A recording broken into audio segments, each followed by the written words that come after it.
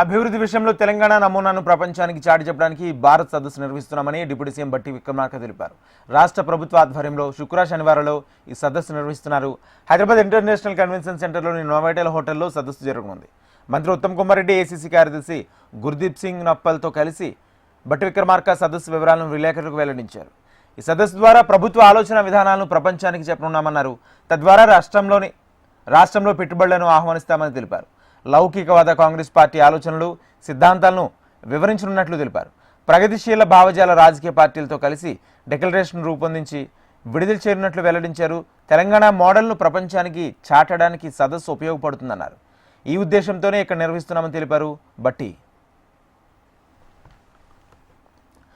కాంగ్రెస్ మూల సిద్ధాంతాలైన అహింస, సత్యం, న్యాయం, ప్రజాస్వామ్యం వంటి అంశాలపై వివిధ దేశాల ప్రతినిధులతో అభిప్రాయాలను పంచుకుంటామని తెలిపారు. 100కు పైగా దేశాల నుంచి 450 మందికి పైగా ప్రభుత్వ అధినేతలు, ఎంపీలు, జాతీయ పార్టీల నాయకులు, కార్పొరేట్ దిగ్గజాలు, మేధావులు, నిపుణులు, సిద్ధాంతకర్తలు, ప్రగతిశీల భావజాల నాయకులు హాజరవుతారని వివరించారు. అప్పట్లో అమెరికా, రష్యా వంటి 2 అగ్రదేశాల మధ్య ప్రచన్న యుద్ధం సాగుతున్న సందర్భాల్లో జవహర్లాల్ నెహ్రూ ఆలోచనలతో భారతదేశం అలీన విధానాన్ని ముందుకు వచ్చిందని తెలిపారు. అదే విధానాన్ని కాంగ్రెస్ ప్రభుత్వాలు ముందుకు తీసుకువెళ్తున్నాయన్నారు. ఆ పరంపరలో భాగంగా రాహుల్ గాంధీ న్యాయనే ఆలోచన మేరకు రాష్ట్రంలోని కాంగ్రెస్ ప్రభుత్వం ఈ సదస్సు నిర్వహిస్తుందన్నారు. ప్రపంచ పటంలో హైదరాబాద్ను నిలిపేందుకు ఈ సదస్సు ఉపయోగపడుతుందని పేర్కొన్నారు. ప్రగతిశీల రాజకీయ పార్టీలు మాత్రమే ఆహ్వానించామని ఓ ప్రశ్నకు సమాధానంగా తెలిపారు.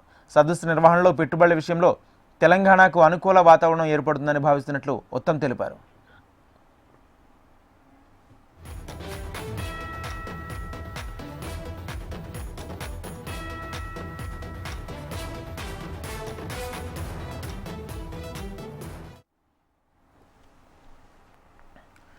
పహల్గాం ఉగ్రదాడి నేపథ్యంలో సదస్సులో సాంస్కృతిక కార్యక్రమాలు, విందులు వంటి వాటిని తొలగించామని ఏసీసీ కార్యదర్శి గుర్దీప్ సింగ్ నప్పల్ తెలిపారు. ఇలాంటి సందర్భాల్లో భారత్ సమ్మిట్ను నిర్వహించడం సమంజసం కాదన్న అభిప్రాయాలు ఉన్నాయని, అందుకే ఆడంబరాలకు తావివ్వడం లేదని తెలిపారు.